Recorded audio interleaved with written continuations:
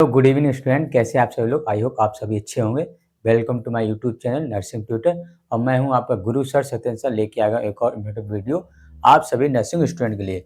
जैसे कि आप सभी जानते हैं कि इस समय जो है वो मोस्ट इंपोर्टेंट टॉपिक्स डील कर रहे हैं। स्पेशली आपके कॉलेज के अगर एग्जाम है तो उसमें भी आ सकते हैं। अगर आप किसी तरह कंपटीशन एग्जाम करते हैं तो उसमें भी आने के बहुत ज़्यादा चांस देखने मिलते हैं। तो वो मोस्ट इंपोर्टेंट क्वेश्चन जो है वो यहाँ पे टॉपिक्स हम लेके आ रहे हैं आप सभी नर्सिंग स्टूडेंट के लिए। जितने हमारे नर्सिंग स्टूडेंट हैं, चाहे वो एएनएम हो, जीएनएम, बीएससी नर्सिंग, एमएससी, किसी भी कॉलेज से किसी भी सब्जेक्ट किसी भी विषय के हो, सारे विषय के सब्जेक्ट इंपॉर्टेंट जो टॉपिक्स है वो हम यहाँ लेके आते हैं आप सभी नर्सिंग स्टूडेंट के लिए। चलिए शुरू करते हैं आज की क्लास एक मोटिवेशन लाइन के साथ कि सपने वो नहीं है जो हम सो के देखते हैं। सपने वो नहीं है जो हम सो के देखते हैं, सपने तो वो होते हैं जो हमें सोने नहीं देते हैं। तो इसी मोटिवेशन लाइन के साथ जोश जुनून के साथ शुरू करते हैं आज की क्लास और देखते हैं क्या कुछ है खास। सबसे पहले तो सावन की बहुत सारी ढेर शुभकामनाएं सभी जितने भी हमारे स्टूडेंट उन सबकी।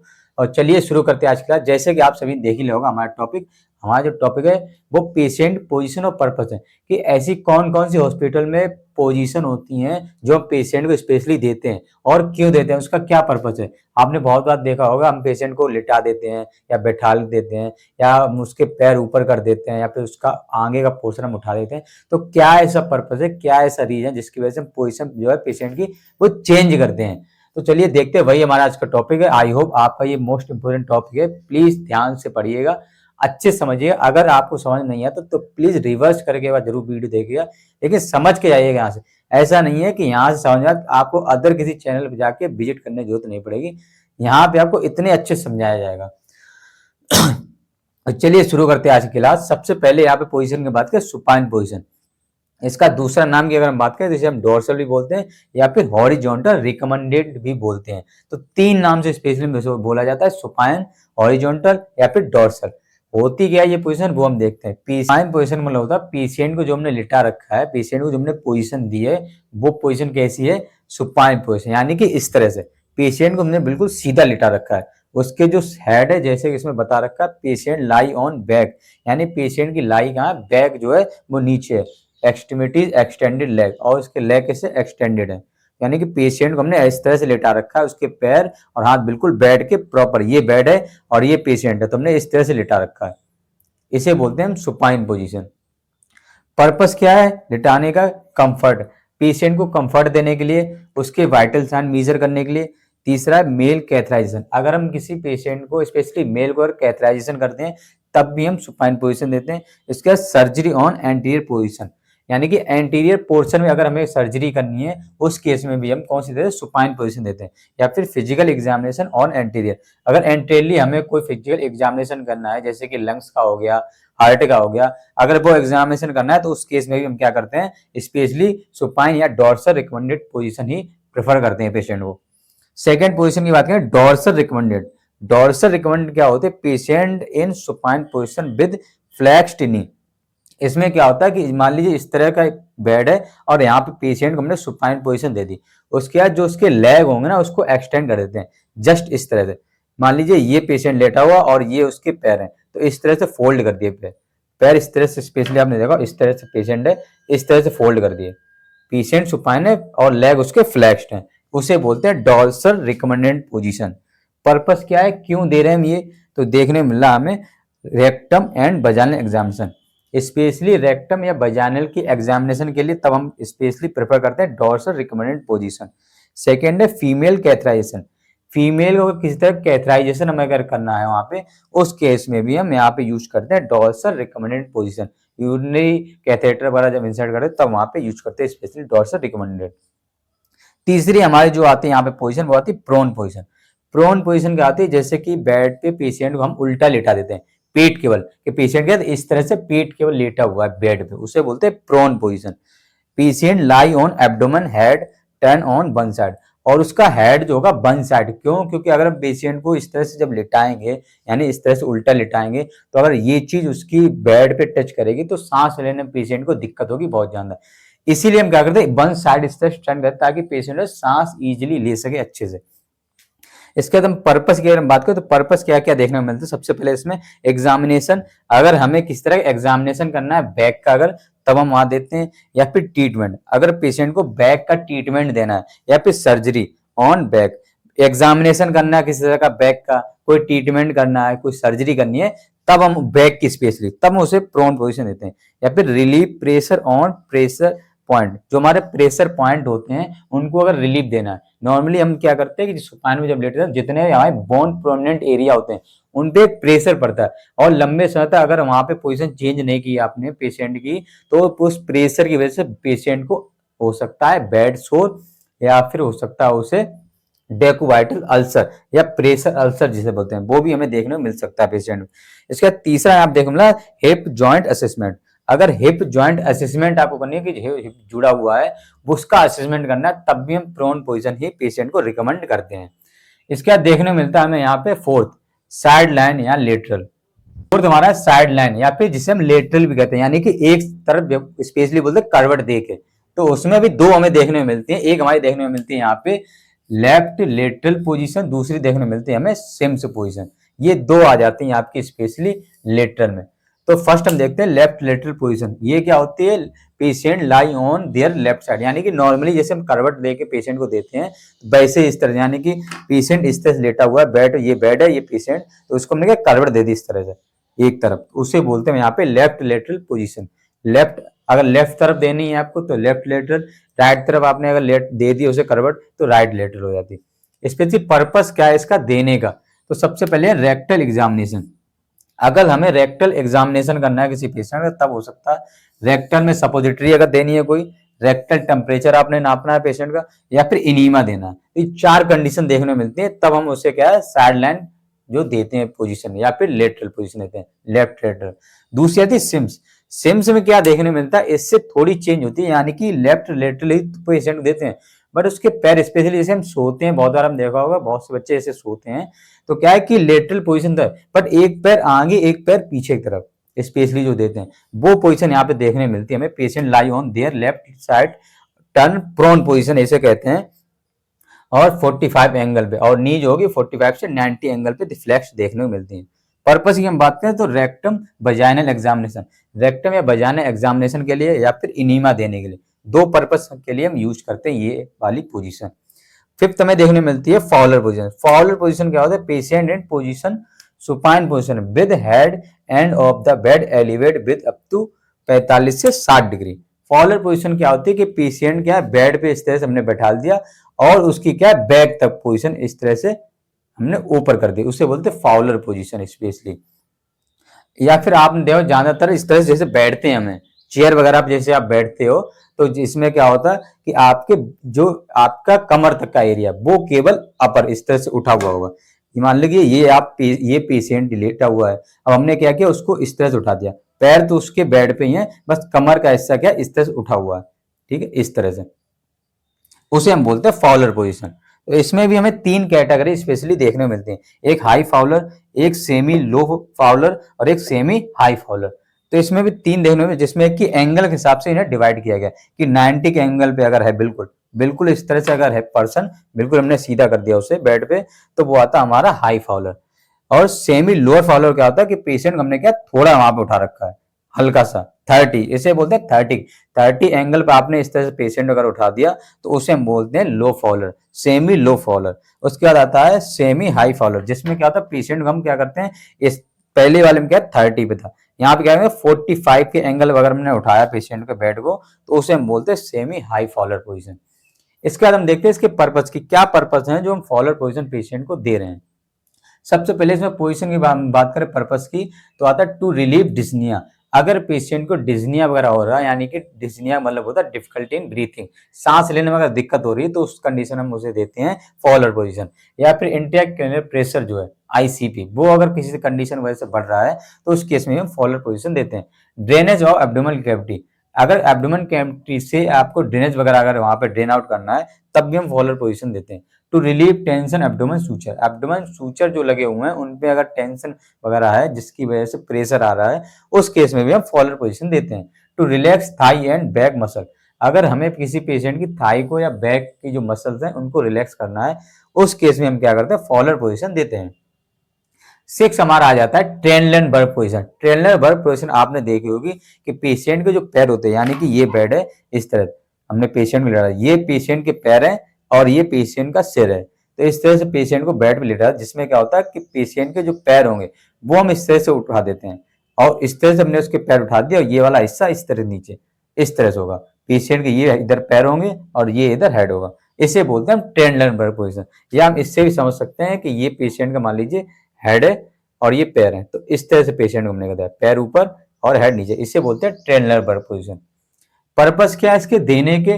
Pelvic examination and surgery. अगर हमने किसी पेशेंट की पेल्विक की एग्जामिनेशन करना है या फिर हमें सर्जरी करनी है उसकी पेल्विस की, उस कंडीशन में भी हम क्या करते हैं, ट्रेनलेनबर्ग पोजीशन देते हैं। दूसरा आता है शॉक या हाइपोटेंशन। कोई पेशेंट है शॉक की कंडीशन है, हाइपोटेंशन है, तब भी हम ट्रेनलेनबर्ग पोजीशन देते हैं। क्यों? क्योंकि इस तरह जब हम कंडीशन करते हैं पेशेंट की, तो ग्रेविटी की वजह से जो भी ब्लड सर्कुलेशन होता है वो जहां तक ब्रेन की तरफ हमें देखने मिलता है आता हुआ, जिसकी वजह से पेशेंट को शॉक की जो चांस है वो कम हो जाते हैं यहाँ पे। तीसरा है drainage of fluid and mucus from lungs segment with help of gravity. अगर हमें किसी की पेशेंट के लंग्स से क्या है फ्लूइड या फिर किसी तरह का म्यूकस वगैरह सिक्रेट करना है, निकालना है, तो ग्रेविटी फोर्स की वजह से भी वहां पे एक्सिट आउट देखने को मिलता है। टू प्रमोट वेन रिटर्न, अगर हमें वेन रिटर्न प्रमोट करना है तो उस केस में भी हम ट्रेनलेनबर्ग पोजीशन देते हैं पेशेंट को। इसका आता है रिवर्स ट्रेनलेनबर्ग। रिवर्स ट्रेनलेनबर्ग का जैसे कि आपने देखा था कि इधर अगर उसके सिर और पैर थे इस तरह से, यहाँ पे क्या हो जाएगा इस तरह पोजीशन कि सिर अब ऊपर हो जाएगा और पैर उसके नीचे हो जाएंगे, इसे बोलते हैं रिवर्स। ये हमारी थी नॉर्मल, रिवर्स मतलब उल्टा, कि अब उल्टा पैर नीचे और सिर ऊपर, इसे बोलते हैं रिवर्सिबल ट्रेनलेनबर्ग। इसमें क्या होगा, स्पेशली पोजीशन की बात करें तो 30 से 40 एंगल पे यहाँ पे देखने को मिलता है हमें डिग्री में।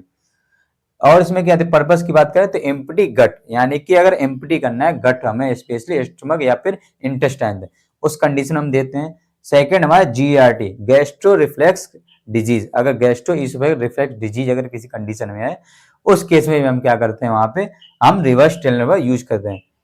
जीआरडी मतलब होता है कि जो भी कंटेंट हमारे स्टमक में वो रिवर्ट बैक हो रहा है, उसे बोलते हैं जीआरडी।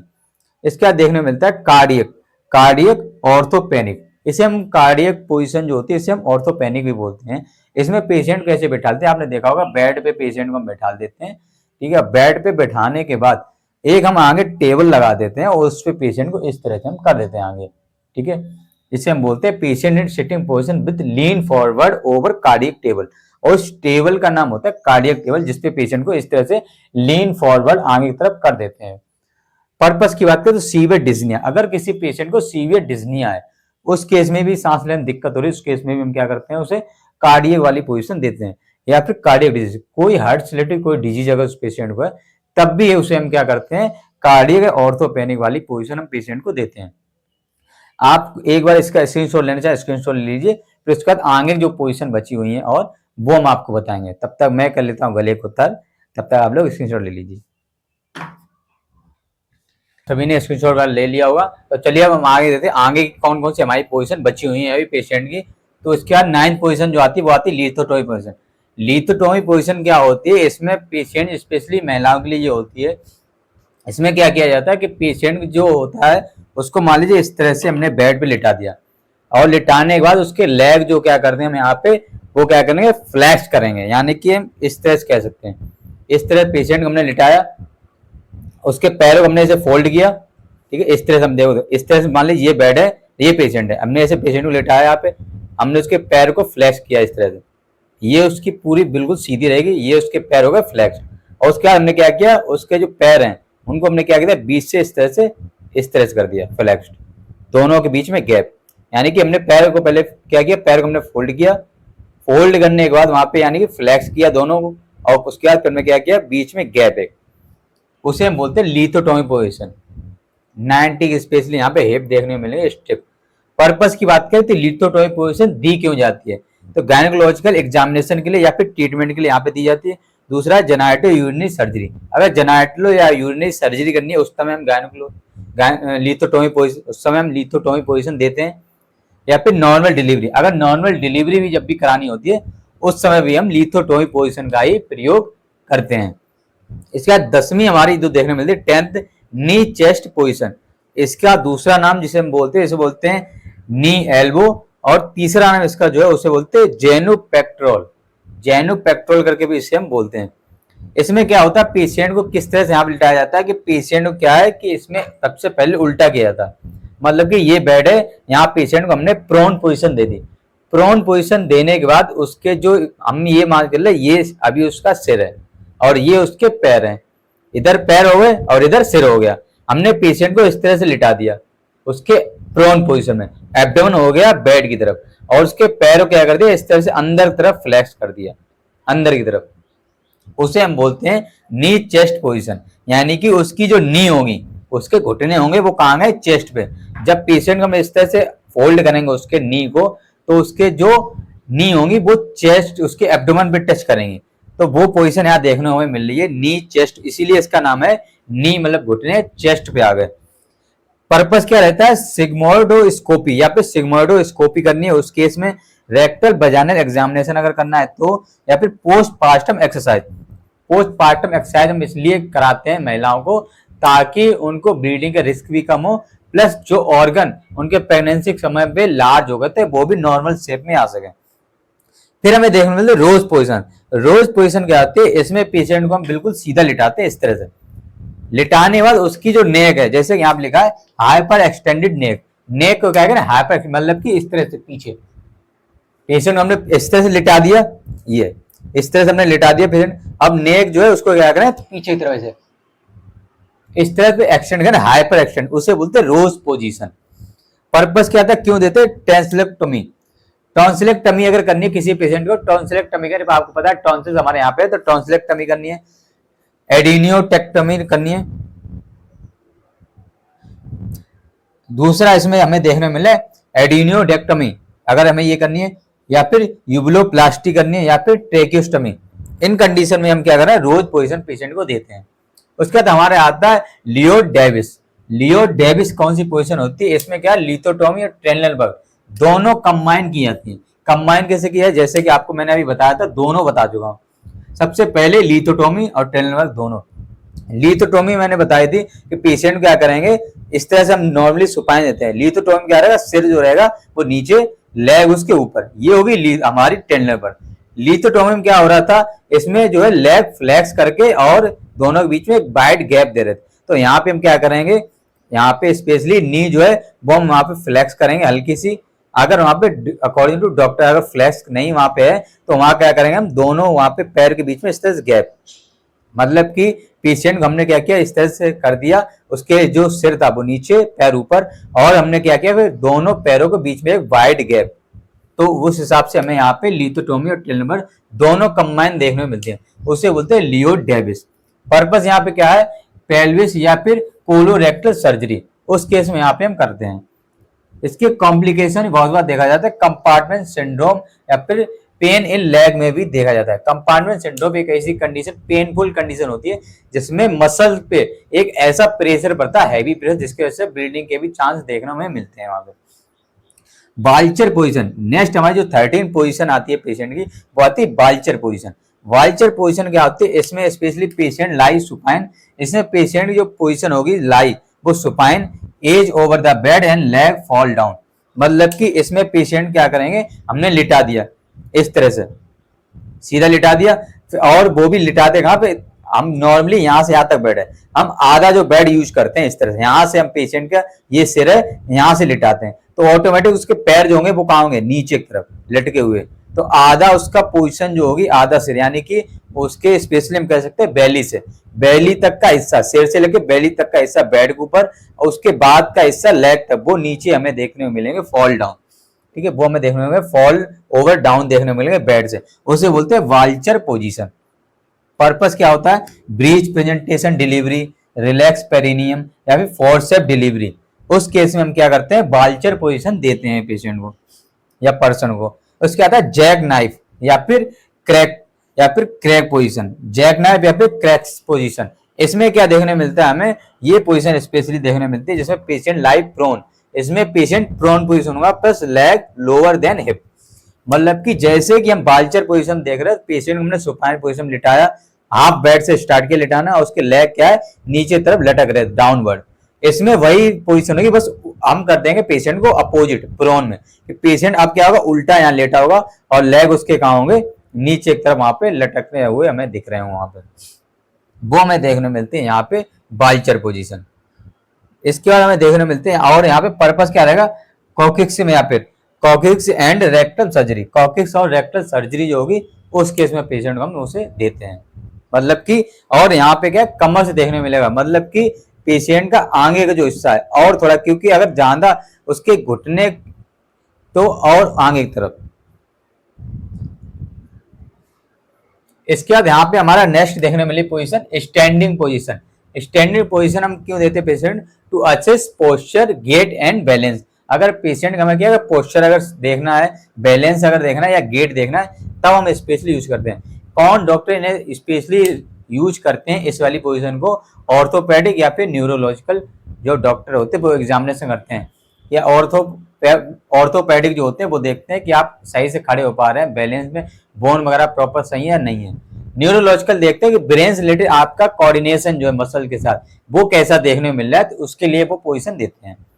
नेक्स्ट आती है हमारी सिटिंग पोजीशन। इसमें क्या वाइटल साइन चेक करने हो या एंटीरियर या फिर पोस्टीरियर, हमें थोरैक्स, हेड या नेक की असेसमेंट करना है, तब हम क्या है सिटिंग पोजीशन देते हैं पेशेंट को। तो आई होप आपको आज का टॉपिक हमारा जो था पेशेंट पोजीशन एंड पर्पस, ये समझ में आया होगा कि पेशेंट को कौन कौन सी हम पोजीशन देते हैं और क्या पर्पस होता है कि उन पेशेंटों को हम ये वाली पोजीशन दे रहे हैं, कब किस पेशेंट को कौन सी पोजीशन देते हैं। तो आई होप आपको समझ में आया। अगर आपको समझ में आया है, आपको हमारा टॉपिक अच्छा लगा, इस चैनल को लाइक शेयर सब्सक्राइब जरूर करें और ज्यादा ज्यादा लोगों का फॉरवर्ड करें, शेयर करें, ताकि और भी बच्चे जिनको सही चैनल एक नहीं मिल पाता है, एक सही नॉलेज नहीं मिल पाती है, उनको वो सही नॉलेज मिले और वो अपने भाग्य अपनी सफलता की ओर आगे बढ़ सकें। तो चलिए समाप्त करते हैं इसी के साथ आज की क्लास, और लेके आएंगे फिर और टॉपिक, एक अच्छा टॉपिक आप सभी नर्सिंग स्टूडेंट के लिए। तब तक मुझे दें इजाजत। जय हिंद।